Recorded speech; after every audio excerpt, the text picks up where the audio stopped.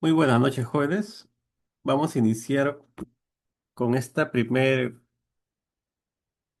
sesión de los días domingos que corresponde a la resolución del examen que ustedes han realizado. Son 40 preguntas, los cuales en esta oportunidad corresponden a los temas de bioseguridad, esterilización y desinfección y también la parte de manejo de residuos sólidos. No, básicamente son estos tres temas que hemos estado viendo el día jueves y viernes. Que sin más preámbulo, vamos a la primera pregunta y su respectiva resolución. Entonces, en esta primera pregunta, siempre estas preguntas del examen de Serún tienen un preámbulo, ¿ya? Y de esa manera hemos redactado también las preguntas de esta maratón. Me dice, los procedimientos de bioseguridad deben ser practicados diariamente por el personal del laboratorio. Su principal propósito es proteger a los trabajadores de exposiciones innecesarias a microorganismos infecciosos. Además, buscan evitar la contaminación cruzada de las muestras. ¿Cuál de las siguientes opciones describe una mejor finalidad secundaria de la bioseguridad en el laboratorio? Mantener los microorganismos infecciosos dentro del ambiente del laboratorio, eliminar la necesidad de usar equipos de protección personal costosos, acelerar el procesamiento de las muestras clínicas o clasificar los microorganismos por grupo de riesgo.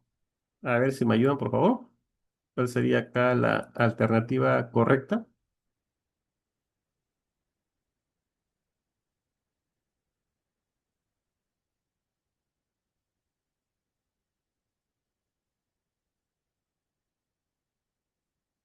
Ok, muy bien. Entonces, mencionábamos que el concepto de bioseguridad no solamente es la protección del personal que trabaja en el laboratorio, sino también tenemos que proteger las muestras de la contaminación y además también proteger a las personas que están en la parte externa del laboratorio. Es decir, si uno está trabajando con muestras que tienen microorganismos infecciosos, lo debemos mantener dentro del laboratorio, no que exista ninguna forma de que estas escapen del laboratorio. Por lo tanto, acá la respuesta sería la alternativa A, mantener los microorganismos infecciosos dentro del ambiente del laboratorio, ¿no? Esto es de acuerdo a la definición de bioseguridad. Bueno, la necesidad de usar equipos, bueno, siempre se deben utilizar estos equipos, por más que sean costosos. Acelerar el procesamiento de las muestras no tiene relación con bioseguridad. Y clasificar los microorganismos con grupo de riesgo, tampoco. ¿No? Los microorganismos, o mejor dicho, los laboratorios se van a clasificar de acuerdo al microorganismo de riesgo que esté trabajando. Bien, siguiente pregunta. Es importante conocer los microorganismos con los que se trabaja para tomar las medidas de bioseguridad adecuadas. Estos se clasifican por grupos de riesgo, dependiendo de varios factores clave. La capacidad infectante del organismo es uno de ellos. ¿Qué otro factor determina la clasificación por grupo de riesgos? Alternativa A, el costo del tratamiento antibiótico. Alternativa B, los modos de transmisión como los aerosoles. Alternativa C, el nivel de bioseguridad del laboratorio. Y D, si son visibles a simple vista en la muestra. Bueno, acá eran varios factores. ¿Cómo podemos clasificar, ¿no?, estos microorganismos? Y justamente, como mencionábamos hace poco, eso va a depender, de eso va a depender, ¿no? ¿Qué nivel de bioseguridad va a tener nuestro laboratorio? Entonces, una de ellas era la capacidad infectante del organismo. Teníamos cuatro clasificaciones. En la clasificación uno estaban los que no producían enfermedades a las personas. Luego teníamos el tipo 2 que sí pueden producir enfermedades, pero hay tratamiento para ellas. El tipo 3 producen enfermedades que pueden, aunque existen tratamiento, van a dejar algún efecto, ¿no? Sobre la persona. Y el tipo 4 el que trabaja con virus, no existen tratamientos para estos microorganismos. Entonces, acá también es importante el modo de transmisión. Es el modo de transmisión. Entonces, acá la respuesta sería los modos de transmisión como los aerosols. Eso también es muy importante a la hora de clasificar el grupo de riesgo. Tercera pregunta. El fundamento de una buena seguridad en laboratorios de nivel uno y 2, ya sabemos cuáles son esos niveles, es el desarrollo de técnicas microbiológicas apropiadas. Además, existen reglas específicas para el ambiente de trabajo. Una de ellas es colocar un cartel de riesgo biológico. ¿Dónde se debe colocar? La pregunta es, ¿dónde se debe colocar este cartel para los microorganismos de riesgo tipo 2? Alternativas: en el techo laboratorio, en las puertas, los ambientes de manipulación, en la mesa de trabajo principal, en los armarios donde se guarda la ropa y tal. Bueno, acá la respuesta es la alternativa B. En las puertas, los ambientes del laboratorio, ¿no? Incluso no basta también con un cartel de riesgo biológico. Ustedes han visto en las clases que tienen unos pictogramas. Además, en las puertas, además de riesgo biológico, se debe colocar un cartel de eh, solamente está prohibido el paso, ¿no? A personas extrañas, ¿no? Al laboratorio. Eso también se coloca, ¿no? Hay un pictograma de una mano de detente, además del riesgo biológico. Ya se lo toman en cuenta porque esa, eso aparece en la última versión de las normas de bioseguridad que tiene el INS. ¿Ok? No, no vaya a ser que le pregunten también eso, ¿no? Siguiente pregunta. El laboratorio debe mantenerse limpio y aseado, retirando cualquier material no relacionado con el trabajo. Los pisos deben limpiarse con soluciones desinfectantes. Para el desempolvado se usan tela saturada con desinfectante. ¿Qué práctica está específicamente prohibida en relación con la limpieza de piso? Limpiar los pisos con soluciones desinfectantes, el desempolvado con una tela húmeda, barrer el piso en seco o encerar, o descontaminar la mesa de trabajo al terminar la jornada. Entonces acá la primera alternativa sí es la correcta, ¿no? Se trapea el piso con eh, una solución desinfectante como la lejía diluida. Para retirar el polvo de las mesas se utiliza telas. También debemos descontaminar la mesa de trabajo al inicio y al término de la jornada. Y acá lo que está prohibido sí es barrer el piso en seco, porque podemos, en este caso, estaríamos bien, si hay microorganismos en el piso, lo estaríamos trasladando a otras áreas, ¿no? y tampoco se encera porque siempre hay un riesgo, ¿no? De que exista un incidente de resbalo de personal que trabaje en el área de laboratorio. Entonces, eso es lo que está prohibido. Acá la alternativa entonces sería la C. Siguiente pregunta.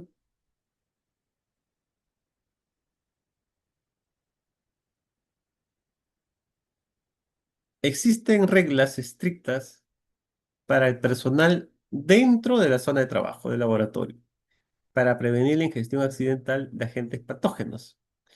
Estas normas se centran en el comportamiento personal. Se prohíbe comer y beber. ¿Qué otra acción está prohibida para el personal en la zona de trabajo? A. Usar batas de laboratorio. B.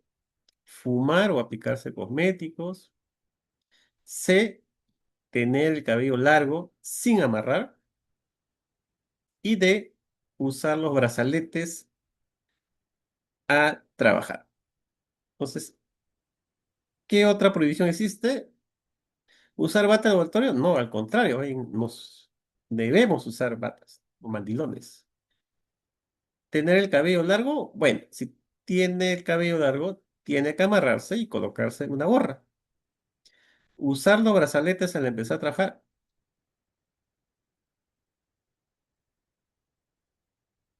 ok, no podemos usar, ¿no? Debemos retirarnos los brazaletes, los relojes también. Y acá la alternativa sería la B, fumar o aplicarse cosméticos. Eso sí está prohibido. ¿Ok? Aunque también acá, bueno, acá la D, ¿ah?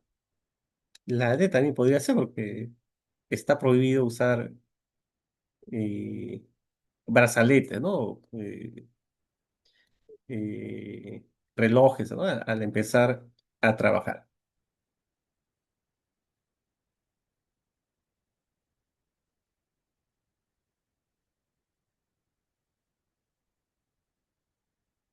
Sí, también la C. Tener el cabello largo sin amarrar. Sí, acá en verdad son las tres alternativas, ¿no? Acá parece que había un error en la redacción. En todo caso, la redacción sería, ¿qué otra acción no está prohibida?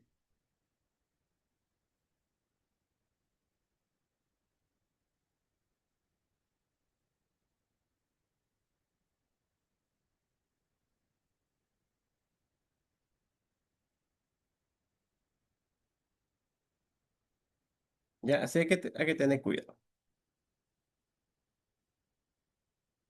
Bueno, lo que indica la norma es eso, ¿no? No se debe fumar y menos aplicarse cosméticos.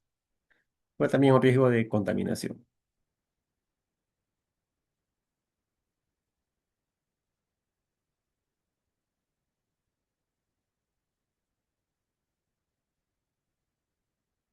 6. Entonces la 5 quedaría como... Hay que mejorar ahí la redacción, ¿no? Ahí no es la redacción correcta. 6. Todo el personal del laboratorio debe recibir inmunización protectora como medida de bioseguridad preventiva. La vacunación es específica según la naturaleza de sus funciones y los riesgos a los que están expuestos. Se menciona ejemplos como tétanos y difteria. ¿Contra qué otra enfermedad viral se menciona que el personal debe recibir inmunización protectora? Y es obligatoria. Tuberculosis, hepatitis viral B, brucela o VIH. Cuando uno tiene, según la norma, según el esquema de vacunación a nivel nacional, hay un cuadro que es específico para el personal de salud, ¿no? Y ahí indica que la vacuna que debe recibir uno al primer contacto con el establecimiento de salud viene a ser la de hepatitis B, ¿no? Son 3 dosis que debe recibir el personal de salud. Entonces acá sería la respuesta a la B. Siguiente pregunta. El personal de laboratorio debe mantener una higiene adecuada para prevenir la propagación de material infeccioso. El lavado de manos es una medida fundamental y obligatoria. Debe realizarse en momentos específicos del trabajo diario. ¿Cuándo debe lavarse las manos el personal del laboratorio? Solo después de retirarse del laboratorio, antes y después de haber manipulado material o animales y el retirarse también del laboratorio, solo antes de comenzar el trabajo con las muestras, a trabajar con las muestras o solo después de un accidente o exposición a material infeccioso. Entonces, acá la respuesta es la alternativa B, ¿no? La alternativa B es antes y después, ¿no? De haber manipulado, ¿no? Alguna muestra, aunque lo correcto es utilizar guantes, pero ahí también menciona que antes de colocarse los guantes uno debe lavarse las manos. Y por supuesto, ¿no? Uno termina sus labores de laboratorio y se retira los guantes y tiene que ir antes de retirarse, tiene que lavarse las manos. Entonces acá la correcta sería la B. ¿Solo después de retirarse del laboratorio? No. Acá es la palabrita solo, ¿no? Acá la palabrita solo es lo que descarta a todas las demás alternativas. Pregunta 8. Para manipular líquidos en el laboratorio, se deben seguir procedimientos seguros para evitar inoculaciones accidentales. Las jeringas y agujas hipodérmicas no deben usarse para este propósito, a menos que sean estrictamente necesarios para su función médica. ¿Qué método se debe usar en su lugar para manipular líquidos? Usar la boca para aspirar con las jeringas, usar guantes y protección ocular únicamente, usar pipetas automáticas, propipetas u otros dispositivos, o de verter directamente de un recipiente a otro. Entonces, cuando uno manipula líquidos, puede ser reactivos o incluso los sueros, ¿no? Las muestras de los pacientes. Lo que se recomienda es usar pipetas automáticas, ¿no? O, en todo caso, si es que se trabajara con pipetas de vidrio, o también ahora también hay pipetas de plástico, hay que utilizar estos dispositivos como las propipetas, ¿no? O las bombillas esas que se aspiran los líquidos. Pero nunca aspirar con la boca, no es suficiente, ¿no? Tener guantes y protección ocular, pero y menos verte directamente de un recipiente a otro. Entonces acá la respuesta correcta es la C. Pregunta la 9. Todos los materiales, muestras y cultivos contaminados deben ser tratados antes de su eliminación final. Se deben introducir en bolsas de recolección de residuos sólidos, diferenciados por colores y anudarse para su posterior tratamiento. ¿Cuál es el tratamiento final recomendado para estos residuos antes de su eliminación? Dejarlos en la mesa de trabajo hasta el día siguiente, eliminarlos directamente por el desagüe, esterilizarlos en autoclave o incinerarlos fuera del laboratorio, o D, colocarlos en recipiente de fondo sólido sin cerrar. Entonces, acá recuerda que tenemos tres tipos de bolsas. Los materiales biológicos, ¿en qué bolsa se colocaban, jóvenes? ¿Qué color de bolsa? Así es, ¿no? Rojo. Entonces, todo lo que son muestras, placas con cultivos, todo lo que esté contaminado tubo de ensayo, todo se coloca al final, ¿no? de la jornada, se va a colocar en una bolsa roja y esa se va luego a transportar hacia el almacén.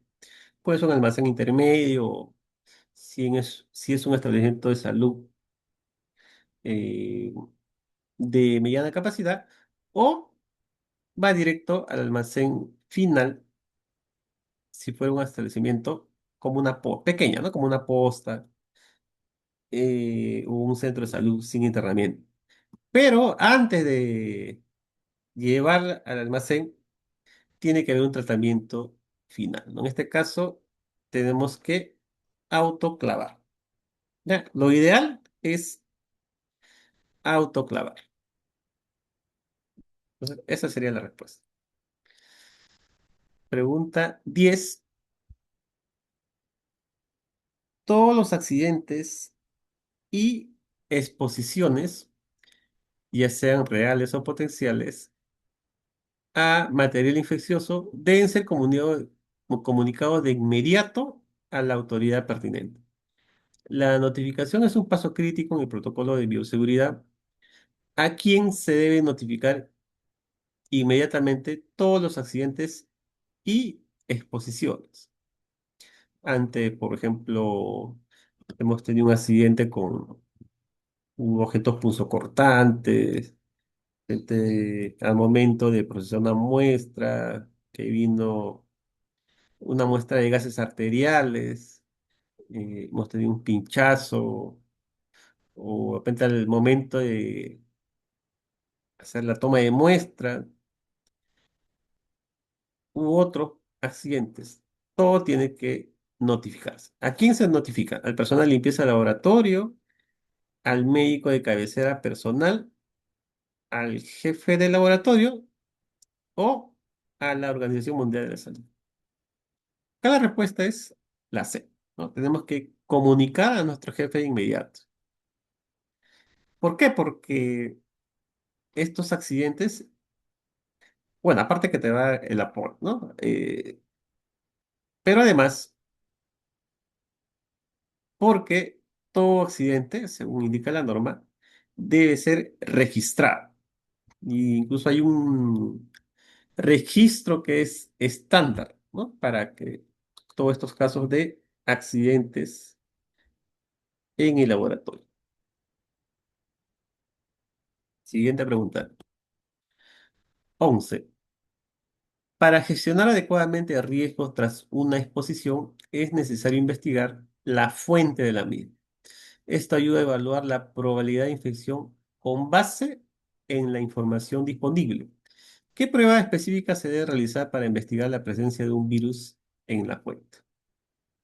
Analizar la presencia de virus en agujas y jeringas descartables. Evaluar la inmunidad frente a la hepatitis B del trabajador expuesto. Investigar la presencia del antígeno de superficie B, también llamado antígeno australiano, y anticuerpos contra VIH y hepatitis C. O D, realizar una prueba de embarazo a mujeres en edad fértil. Acá la pregunta es en la fuente, es decir, de la persona. Por ejemplo, si usted estuvo tomando una muestra y, y tuvo un accidente punzocortante con la aguja. Entonces, acá nos preguntan cuál es la prueba que se debía realizar la persona con lo cual yo me accidenté. Es la fuente. Acá la respuesta es la D. Es verdad, ¿no? que los microorganismos que se pueden transmitir de repente en orden, digamos, de riesgo, viene a ser principalmente hepatitis B o hepatitis C, VIH, pero también hay otras, como mencionábamos. Eh, pero por cuestión de protocolo, son estas pruebas, ¿no? que se deberían solicitar a la fuente, ¿no? Para descartar una hepatitis B, hepatitis C o un VIH. Lógicamente, si es VIH, tiene que ser con consentimiento informado. Siguiente pregunta. En exposiciones que suponen riesgo de transmisión del virus de hepatitis B, hepatitis C y virus de VIH, se debe administrar profilaxis lo antes posible para prevenir la enfermedad. El tiempo es un factor crítico para su eficacia. ¿Cuándo se debe iniciar la profilaxis tras la exposición? 4 a 6 meses más tarde, pasadas 72 horas para vigilar la toxicidad, lo antes posible, en horas, o luego de 4 semanas. Entonces, acá es la profilaxis a la persona, ¿cierto? Que ha sufrido el accidente. Pues acá lo que nos sugiere es que debe ser lo más pronto posible, ¿no? Porque hay un tiempo, ¿no? Que estos retrovirales, ¿no? Que tienen un tiempo para tener, entre comillas, ese efecto protector. Por eso tiene que ser administrado lo más pronto posible.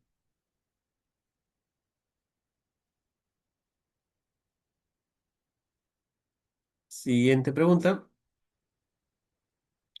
Los accidentes por derrame de muestras infecciosas en el piso o la mesa de trabajo requieren un protocolo de limpieza específico para descontaminar el área.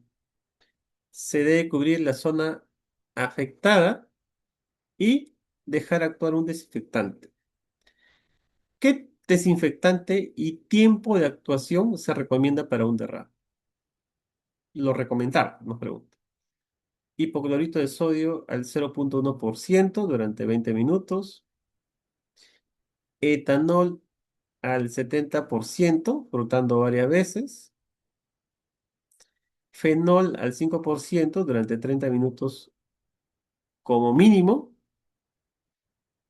O glutral de iodo al 2% durante 10 horas. Acá la respuesta es la C. La C. Lo que se recomienda, ¿no? Colocar papel periódico o embebido en fenol y dejar actuar durante 30 minutos. Y luego se puede recoger, ¿no? Y descartar. Ya se puede hacer la limpieza. Pero eso es lo que nos recomienda la norma de manual de procedimientos. 14. La emisión de un aerosol, posiblemente peligroso, es una situación de emergencia que requiere una respuesta rápida para proteger al personal. El primer paso es evacuar la zona afectada. ¿Qué se debe hacer inmediatamente luego de la evacuación de la zona? Descontaminar inmediatamente el área afectada. B. Colocar una señal de prohibida a la entrada y descontaminar luego de 1 hora. C. Usar ropa protectora y protección respiratoria sin evacuar. O D. Notificar el accidente al médico e informarle sobre los microorganismos implicados. Ok, entonces acá la respuesta es la B. Cuando existe un probable caso de emisión de aerosol, lo que indica la norma es, primero, de evacuarse, colocarse un cartel en el área donde indica prohibida la entrada y esperar 1 hora para empezar con la descontaminación. Entonces acá la respuesta es la B. Siguiente pregunta. Las cámaras o cabinas de bioseguridad biológica son un elemento material, un equipo de bioseguridad recomendado. Actúan como una barrera física para proteger al personal que trabaja con agentes infecciosos. ¿Cuál es la función principal de estas cámaras de seguridad biológica? Impiden la salpicadura de líquidos peligrosos, son eficaces contra los riesgos químicos, evitan el riesgo de infecciones transmitidas por el aire en forma de aerosoles o sustituyen completamente el uso de guantes y mascarillas. ¿No? Mencionábamos que estas cabinas tienen unos filtros EPA,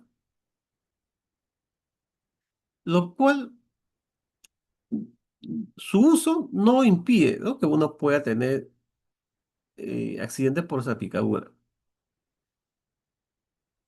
Se usan para lo que es riesgo biológico, no químico.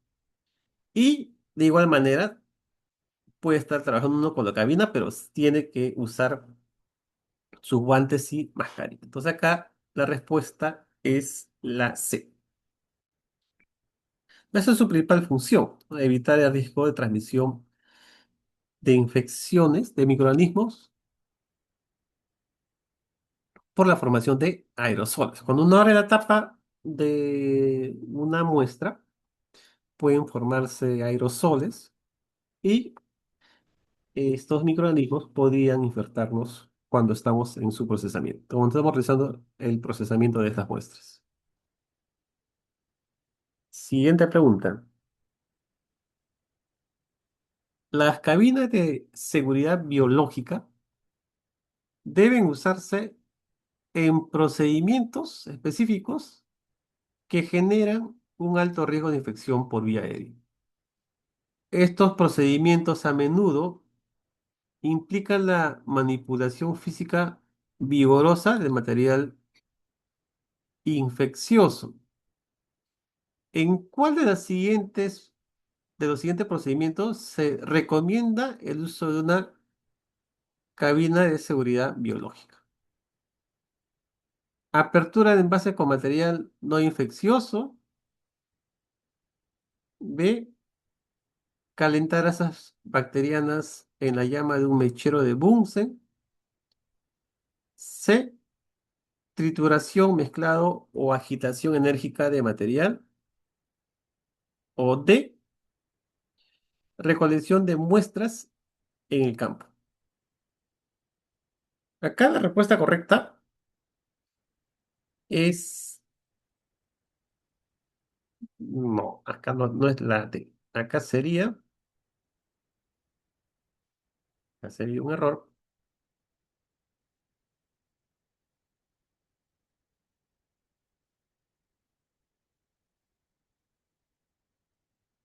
Voy a cambiar acá. A ver, la A, no, por acá ven, acá debería decir apertura de envases con material infeccioso. La A no es. Calentar a esa bacteria en la llama de un mechero de Bunsen, podría ser. Trituración, mezclado, agitación enérgica. Esa es la respuesta. Acá la respuesta sería la C. Acá hay que corregir, por favor, la C. Recolección de muestras en el campo no tiene nada que ver. ¿Por qué no la ve? Porque el- cuando uno siembra, ¿no?, una muestra biológica, lo hace tras las llamas de un mechero de Bunsen, pero no requiere necesariamente estas cabinas de seguridad biológica. ¿Cuál sería? La C. Siguiente pregunta. La esterilización. Ya, eso sí, tenían que tener ustedes los conceptos claros entre esterilización y desinfección. Se define como un procedimiento para eliminar microorganismos de un objeto o sustancia. Es un proceso más intensivo que la desinfección. ¿Qué tipo de microorganismos son eliminados por la esterilización? ¿Solo bacterias y virus? ¿Bacterias, virus y esporas? ¿Solo hongos y levaduras? ¿O solo las esporas bacteriano. Acá mencionábamos de que la desinfección no elimina las esporas. Recuerda que las esporas son la forma de resistencia, ¿no? De estas bacterias. Pero la esterilización sí, ¿no? La esterilización sí elimina las esporas. O sea, acá la respuesta sería la B. 18.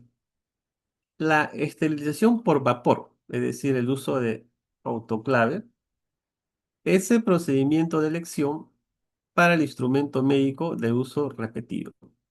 Para que sea efectiva debe alcanzar una temperatura y presión específica durante un tiempo determinado.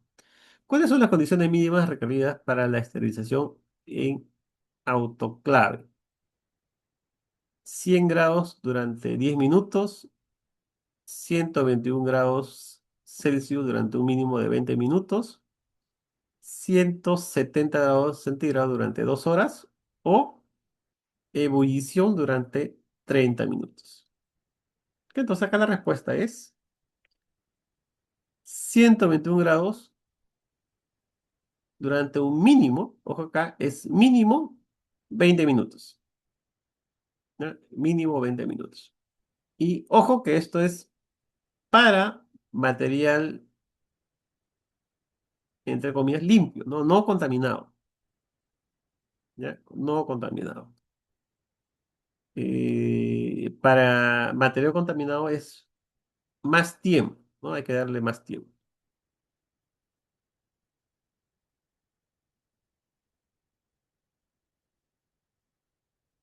19.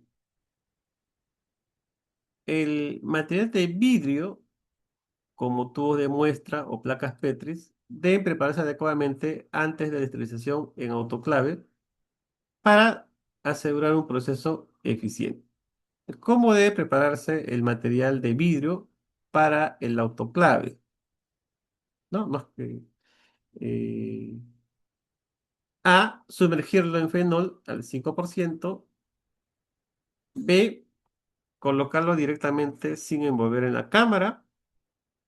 C, envolverlo en papel craft y atarlo con cordeles o hilos. O D, envolverlo con papel de aluminio y sellarlo herméticamente. Es similar, ¿no? A cuando yo utilizo calor seco para el horno. Acá yo voy a utilizar este papel llamado papel craft, ¿no? Y siempre atarlo con hilos, ¿no? Para que no se, digamos, desarme, ¿no? Preparado. Entonces sí tiene que haber una preparación previa. Pregunta 20. Cuando se utiliza un horno de aire caliente para la esterilización, es decir, método calor seco, solo ciertos materiales pueden soportar las altas temperaturas requeridas. Por lo tanto, ¿qué tipo de materiales son aptos para la esterilización por calor seco? Utensilios de plástico goma, utensilios de vidrio o metal, muestras de esputo contaminadas, tapones de algodón grueso. Bueno, si ustedes colocan plástico al horno, ya saben qué va a suceder. No sería la respuesta. Tampoco se esteriliza, ¿no? La muestra de esputo contaminadas. Tapones de algodón, tampoco. Acá la respuesta es utensilios de vidrio o metal, ¿no? Incluso utensilios de vidrio, pero que resistan, ¿no? Altas temperaturas. Porque si no, también hay riesgo de que se deteriore, ¿no? Cerrar. Muy bien, hasta acá las 20 preguntas. Vamos a continuar.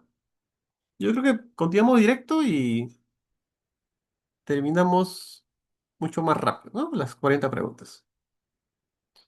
Muy bien. Los desinfectantes químicos se usan para la desinfección intensiva, pero se advierte su confiabilidad. A menudo pueden perder potencia o ser inactivados por ciertas sustancias. ¿Qué pueden activar los desinfectantes químicos y hacerlos menos confiables? El papel periódico, la sangre y otra materia orgánica, el agua destilada o las esporas bacterianas. Yo les puse ahí un cuadro, ¿no? De una serie de desinfectantes químicos con ventajas y desventajas. Una de esas desventajas es justamente esto, ¿no? Que pierden su potencia, ¿no? ¿Pero por qué? Cuando se mezclan con material biológico, como la sangre, ¿no? U otros líquidos corporales. Ese es digamos, la desventaja que tienen algunos desinfectantes, ¿no? Perder esa actividad. Entonces, eso lógicamente no me va a garantizar que me realice una adecuada desinfección.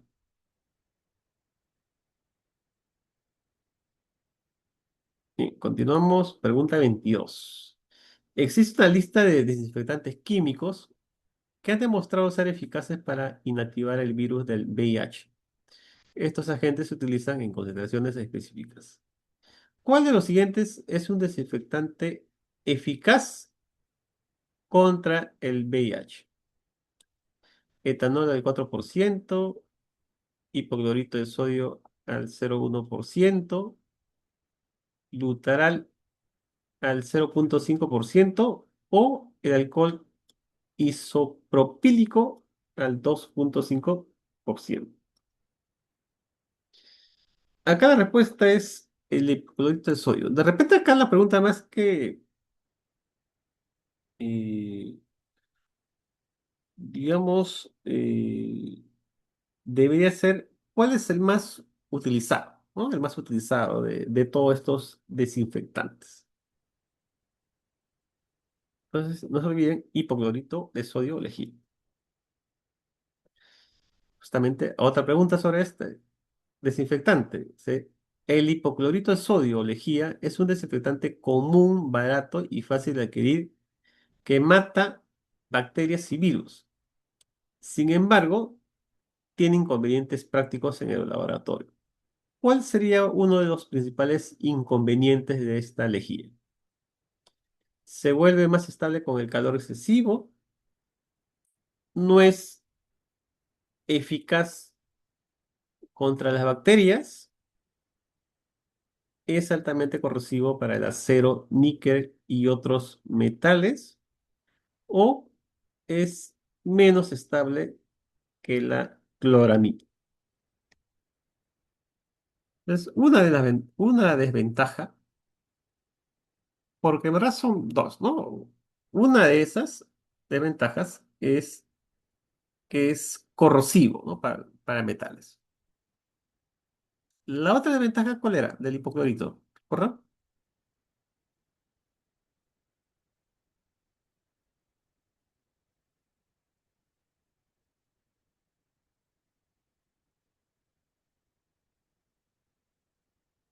¿Cuál era la segunda desventaja del uso del hipoclorito?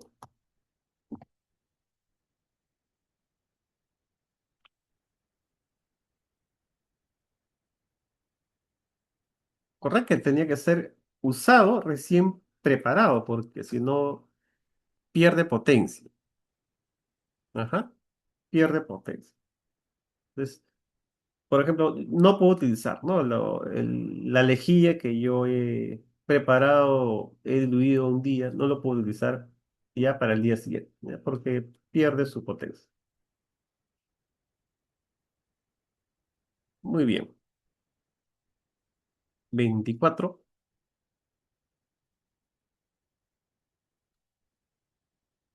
La desinfección por frotación con producto químico es aceptable para las superficies como mesas y salpicaduras de sangre. El hipoclorito es el desinfectante más indicado para esto. ¿Qué se debe hacer si las salpicaduras de sangre son visibles antes de frotar con alcohol? ¿Ya? La pregunta es con alcohol. Me hablan de hipoclorito, pero me preguntan sobre el alcohol, ya que también es otro desinfectante. Frotar la superficie con alcohol varias veces inmediatamente, derramar desinfectante sobre la superficie y luego retirar la mezcla, dejar secar la sangre al aire para inactivar los virus o cubrir con un tapón de algodón y dejar actuar por 30 minutos.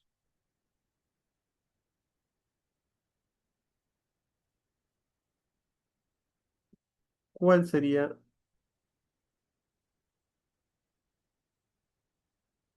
la respuesta acá?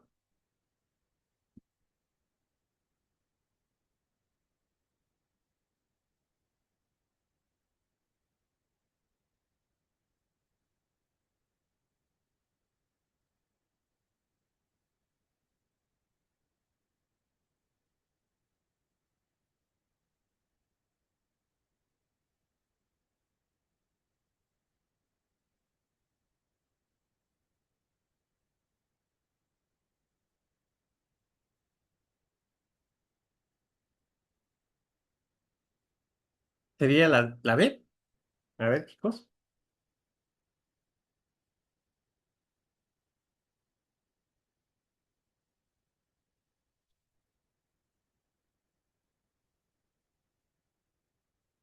A ver.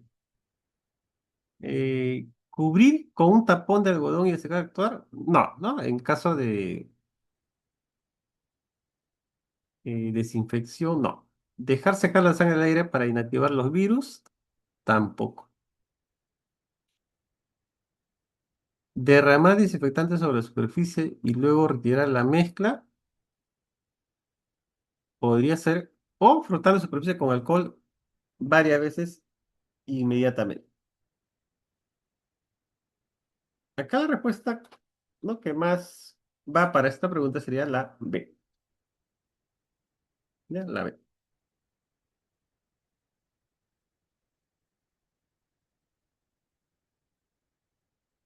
Siguiente pregunta. La sangre, líquidos orgánicos y secreciones pueden eliminarse con el agua, por el desagüe con agua abundante, pero muchos laboratorios optan por un tratamiento adicional de seguridad antes de su eliminación final. ¿Qué tratamiento adicional aplican estos laboratorios a los residuos líquidos, incluida la sangre? Incineración inmediata, tratamiento en el autoclave, inmersión en alcohol etílico al 70% o eliminación en recipientes rígidos punzocortantes.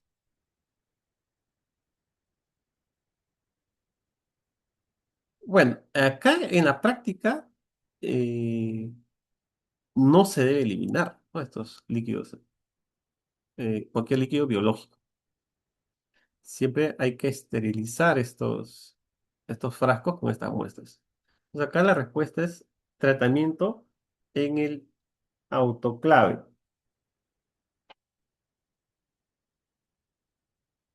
¿Ya? Acá es el tratamiento en el autoclave.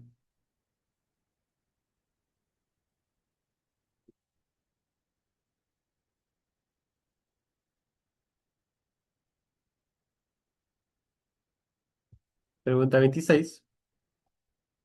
Las muestras que han sido examinadas en el laboratorio, como ese sangre, puso, esputo, frecuentemente son infectantes y deben tratarse adecuadamente antes de su desecho final. ¿Cuál es la forma más común de tratar este tipo de residuos sólidos en el laboratorio? Incineración inmediata, eliminación directa como residuos comunes, esterilización en el autoclave o inmersión en formaldehído durante 3 horas. Esa es la forma más común. Acá sería esterilización en autoclave, no se puede eliminar junto con los residuos comunes.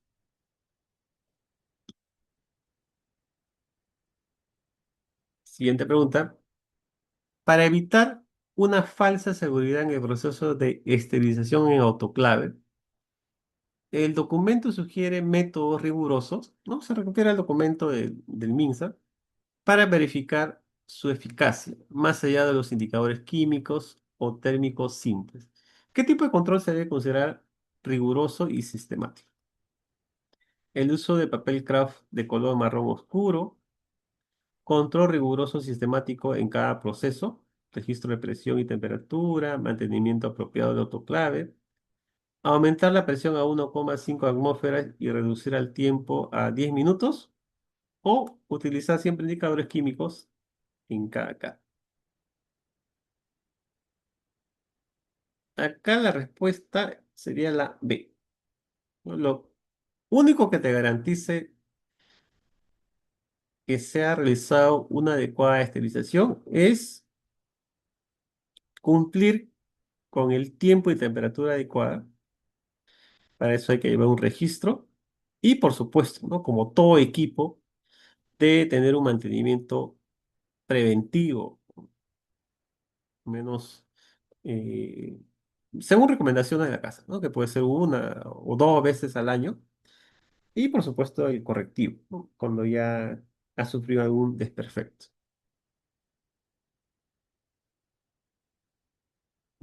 La 28. Algunos desinfectantes químicos son muy eficaces, pero presentan riesgo para la salud del personal debido a su toxicidad e irritación. El formaldehído es uno de ellos. ¿Qué precauciones se deben tomar al utilizar formaldehído o sus vapores? Se pueden usar en dilución 1 en 10 en cualquier ambiente. Son inofensivos para la piel, ojos y vías respiratorias.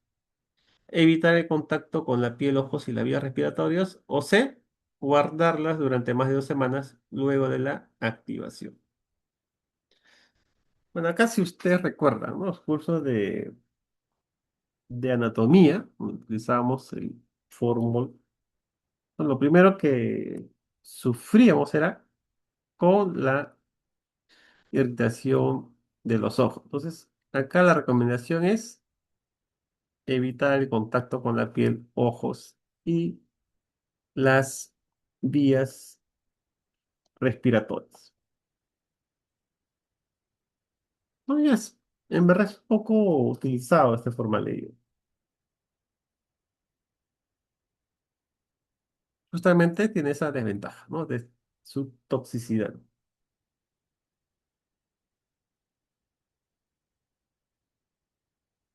29. La desinfección intensiva por inmersión en productos químicos requiere un tiempo de contacto mínimo para ser efectiva contra virus y bacterias.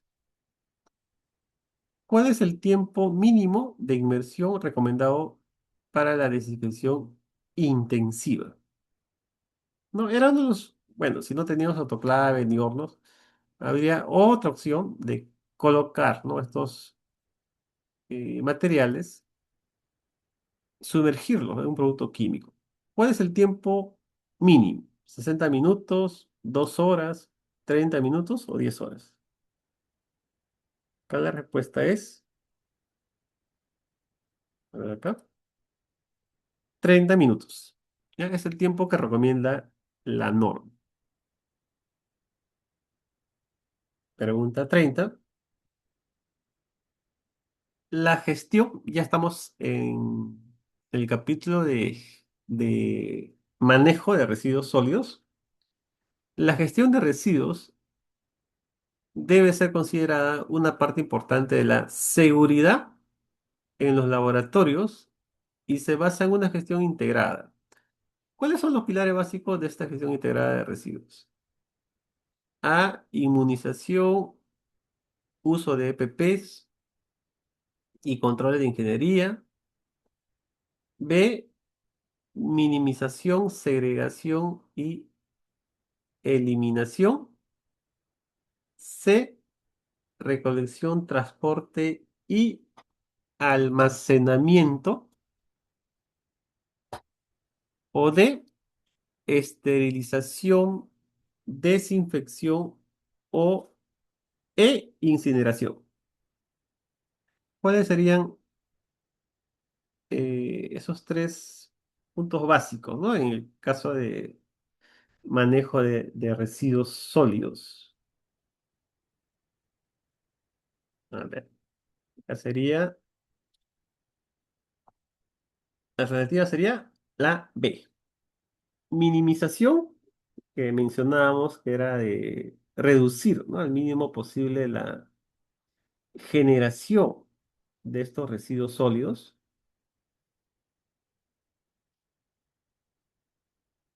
La segregación, que es la separación, ¿no? De estos residuos.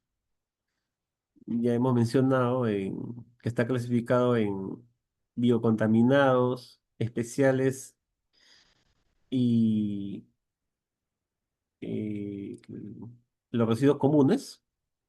Y por supuesto la eliminación. Entonces sería la respuesta la C.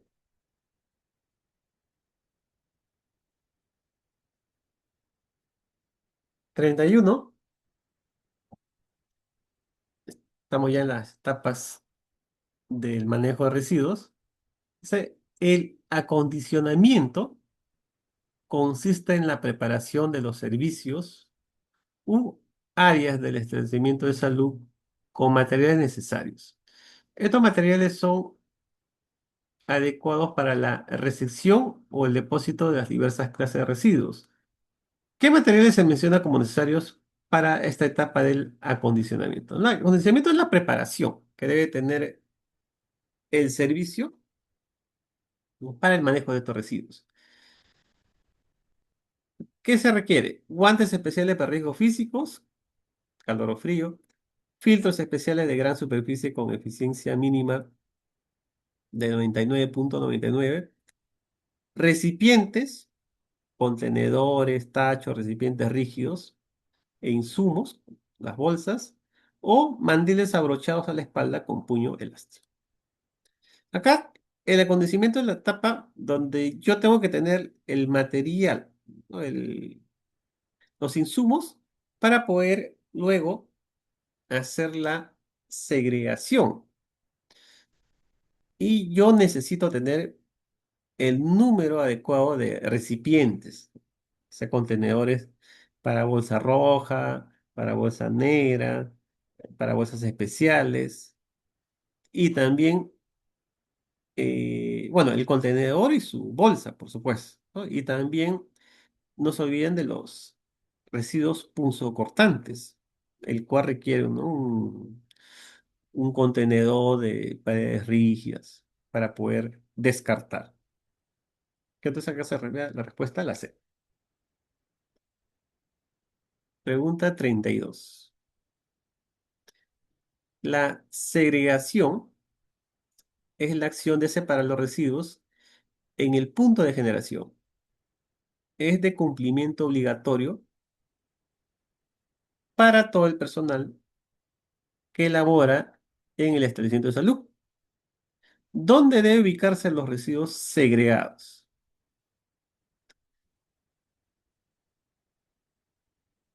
En la biblioteca, cafetería del establecimiento de salud, en el recipiente, contenedor o depósito correspondiente de acuerdo a su clase, en el suelo del ambiente de generación sin recipientes o directamente en los vehículos de transporte externo.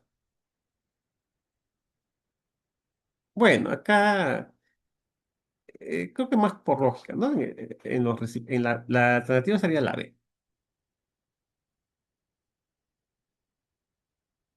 La segregación recuerda que es ya el acto, ¿no? De yo estoy en mi laboratorio, entonces voy a generar residuos biológicos comunes, punzocortantes. Entonces, estos recipientes o estos contenedores van a estar en el área de trabajo. Ya, esa es la etapa de segregación. Entonces, de acuerdo al residuo que yo genero, le voy depositando, ¿no?, en los recipientes adecuados, en el punto de generación, en mi propia área de trabajo. No es que voy a ir a otra área y ahí hacer el depósito, ¿no? Sino que tiene que ser en el mismo área de trabajo.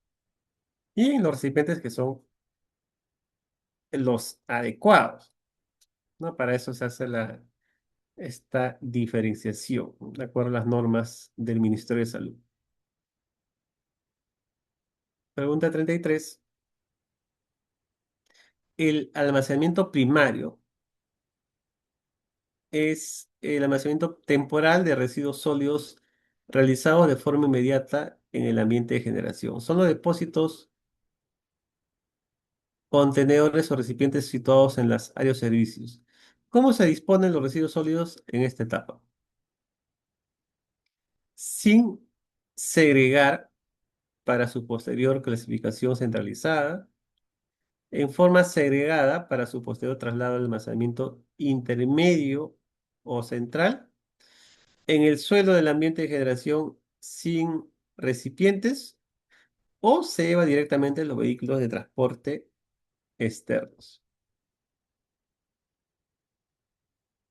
Entonces acá recuerden que hay un almacenamiento primario, es en el mismo área de trabajo.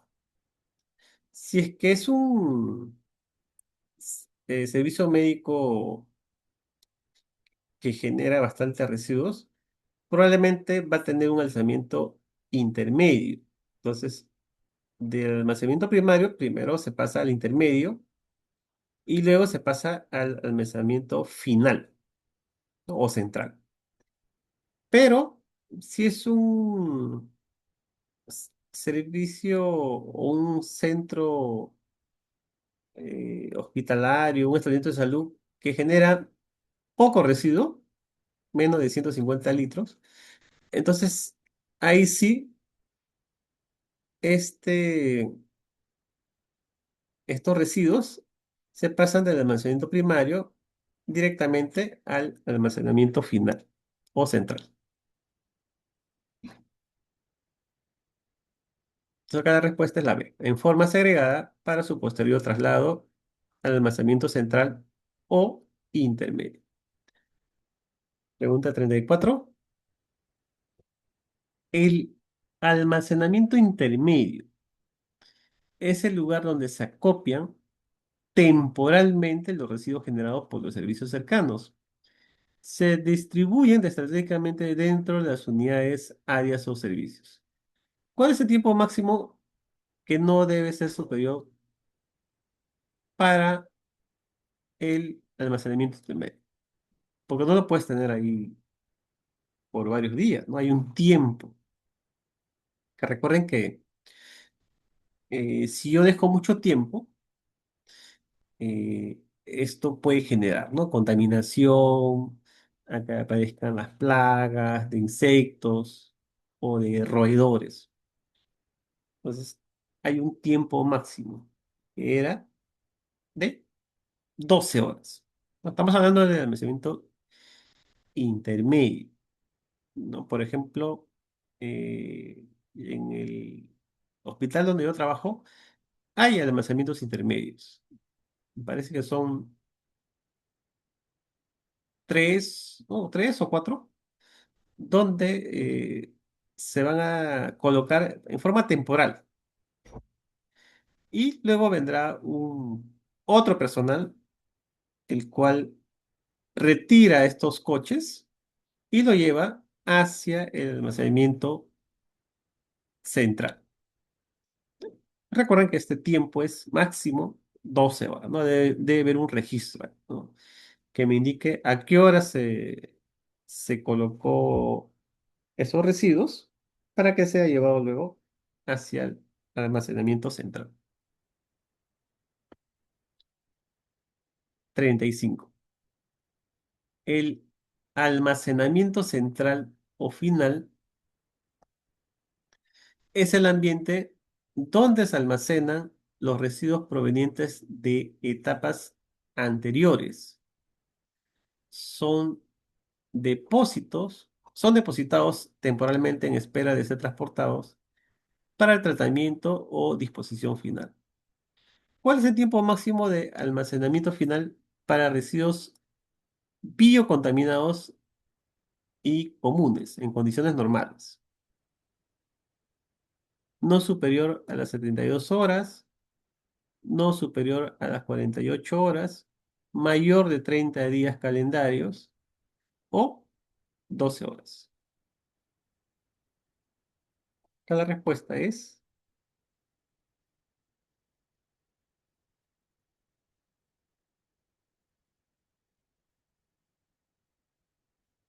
a ver acá,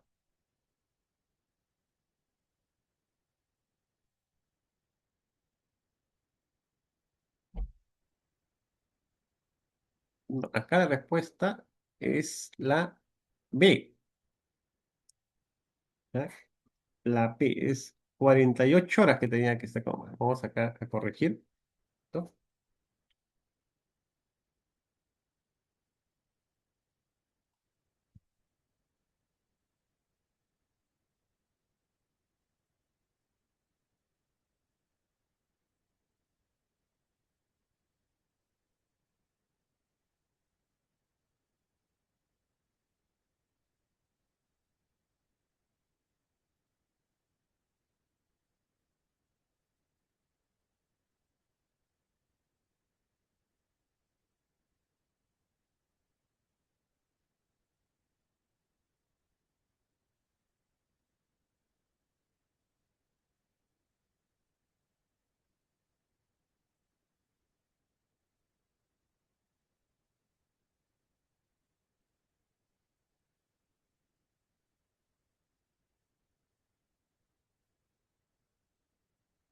Había algunas excepciones, ¿no? Cuando en esos casos se podía prolongar hasta 72 horas, pero son excepciones. Y además debía ser estos, eh, esta prolongación debía ser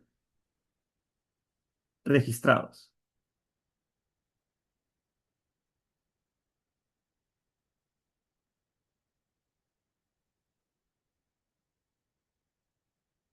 A ver, continuamos. Pregunta número 36.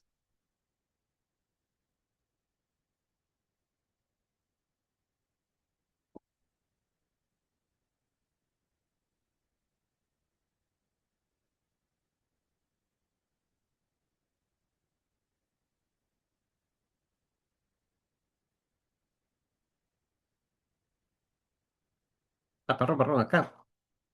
Si es 30 días, acá me estoy equivocando. Porque acá me están indicando, ¿no? Residuos comunes, ¿no? Si es 30 días.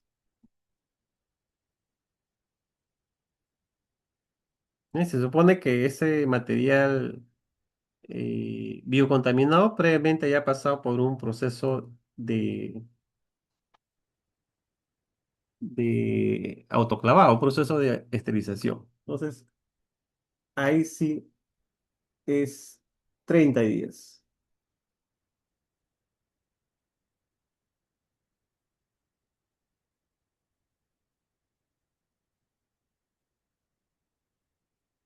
Siguiente pregunta. El tratamiento de residuos sólidos es cualquier proceso, método o técnica que permite modificar las características físicas, químicas o biológicas del residuo sólido. El objetivo es reducir o eliminar su potencial peligro. ¿Para qué se realiza el tratamiento de residuos? Para aumentar su potencial peligro de causar daños a la salud y el ambiente, para prepararlo para su posterior valorización o disposición final, para evitar la necesidad de usar EPP por parte personal o para permitir la recirculación de aire en el laboratorio. Entonces, el tratamiento, que es generalmente hemos dicho que es pasar por el autoclave es justamente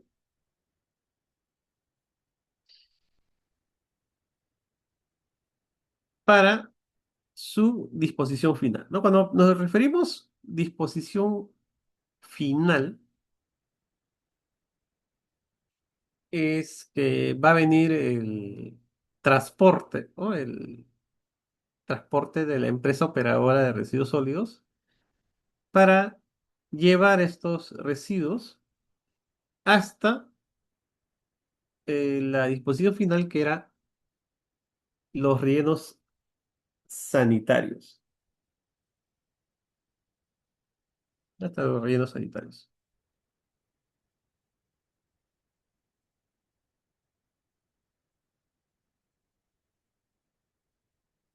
Pregunta 37. En la fase preanalítica del servicio de patología clínica, ya hemos mencionado que patología clínica es equivalente a decir el laboratorio clínico. Se generan fundamentalmente residuos punzocortantes y envases con muestra de fluidos secreciones corporales. ¿Qué material se menciona como biocontaminado en esta fase? Papel, cartón y envoltura de los frascos, jeringas descartables, tubos al vacío, lancetas y sopos, lente de contacto usados por el personal o mandiles abrochados a la espalda con puño elástico. Sí, acá nos preguntan cuál es los residuos que se generan en la parte preanalítica, es en el área de toma de muestras.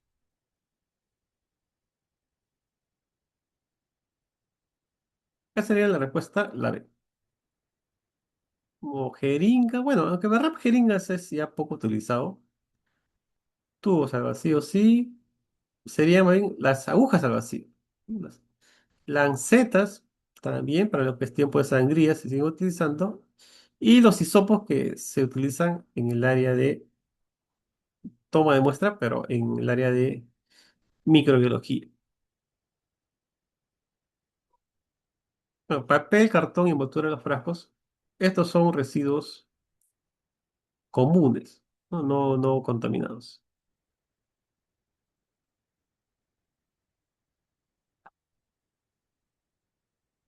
Siguiente pregunta. 38. La contención primaria consiste en la protección del personal y del medio ambiente contra la exposición a agentes infecciosos o productos químicos de riesgo. ¿Qué elementos se consideran barreras de contención primaria? No, mencionamos que hay dos tipos de barreras o de contención, ¿no? Primaria y secundaria. ¿Cuál sería la primaria? Localización y acceso restringido del laboratorio, lavatorios y lavaojos como equipo de emergencia, equipo de protección personal, EPPs y cabinas de seguridad biológica, o la presión negativa y filtros EPA. Acá la respuesta es la C. Todo lo que es uso de equipo de protección personal, mascarilla, mandilón, guantes y también las cabinas de seguridad son barreras de contención primaria.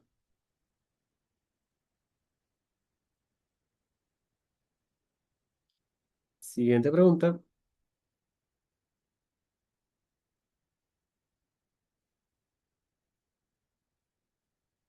El tratamiento puede ser opcional previo a la disposición final siempre y cuando no implique riesgo a la salud pública y al ambiente.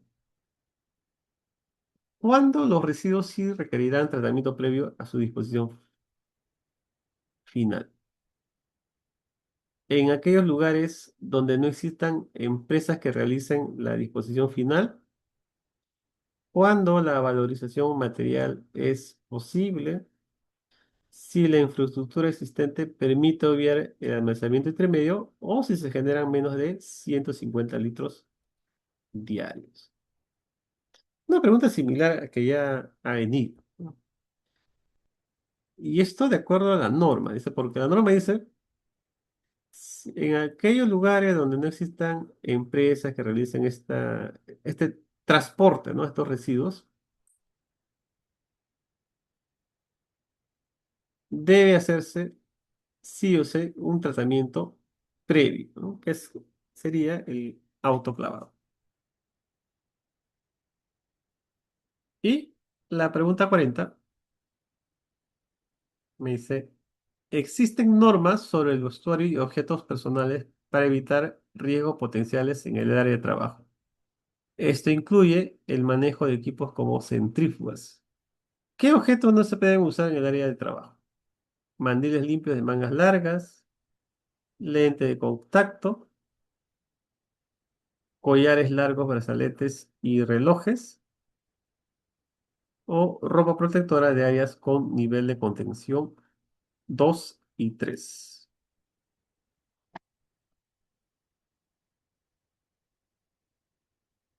Acá la respuesta es collares largos, brazaletes y relojes. Esto con respecto al uso, ¿no? De equipos como centrífugo, porque tampoco está prohibido también usar lente de contacto. Pero como la pregunta es con respecto al manejo de equipos, ¿no? Como centrífuga, porque ahí puede haber algún riesgo, ¿no? Con estos utensilios, estos materiales que utilizamos en, en los brazos, en el antebrazo, perdón. Por eso la respuesta acá es la C.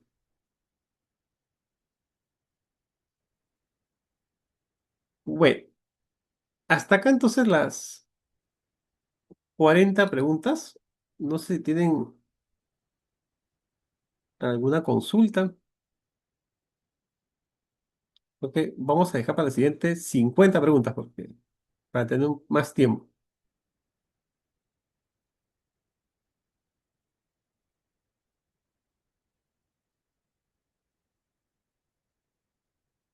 Ya, y cuanto mejor, ¿no? Cuanto más preguntas resolvamos, mejor, ¿no? Para que se quede también grabado con ustedes.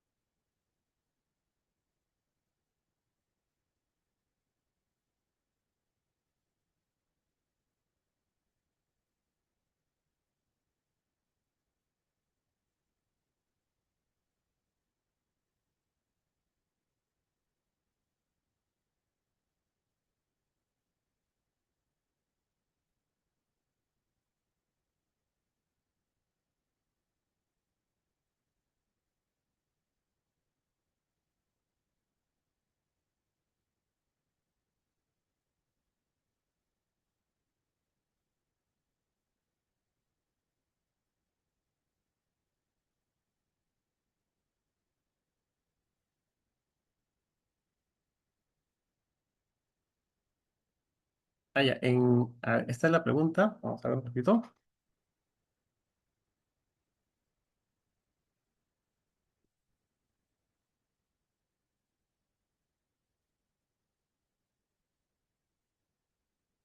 Sí, sí, acá, corrección. Acá es 48 horas. Tienes razón.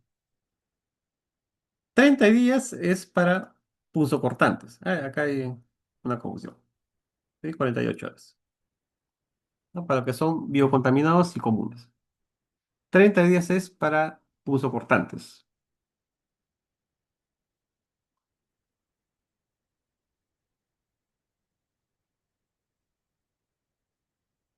Pero recuerden que en casos excepcionales, ¿ya? Para casos excepcionales puede ser hasta 72 horas.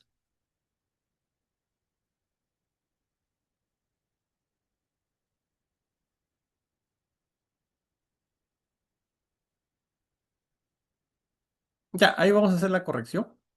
Vamos a hacer la corrección.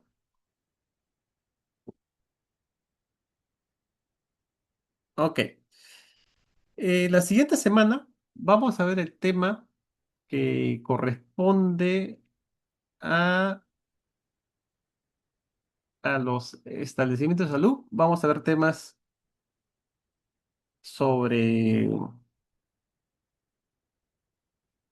lo que es la categorización de estos establecimientos de salud y también las redes de laboratorio, ¿no? Hay una red de laboratorios a nivel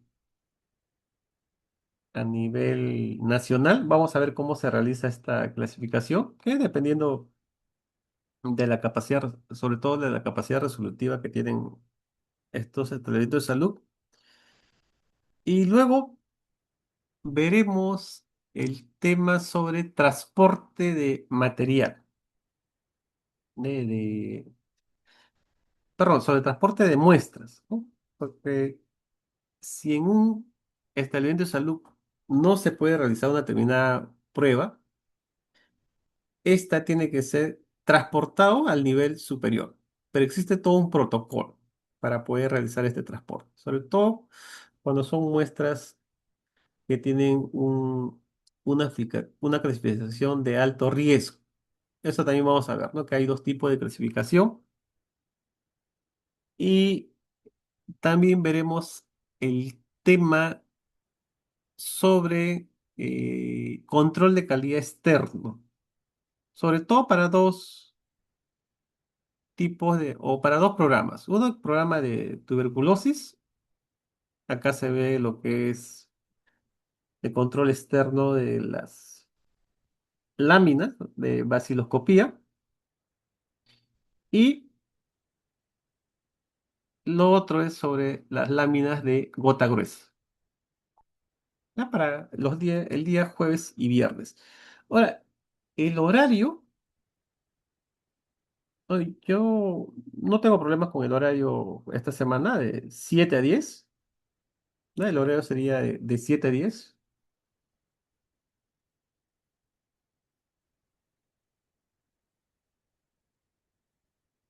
Sí, porque parece que ha habido un censo, ¿no? Para que sea ese el horario adecuado. Va a haber, sí, algunos días que sí se va a avisar, ¿no? Que voy a tener algunos cursos horarios, pero eh, se va a avisar con anticipación.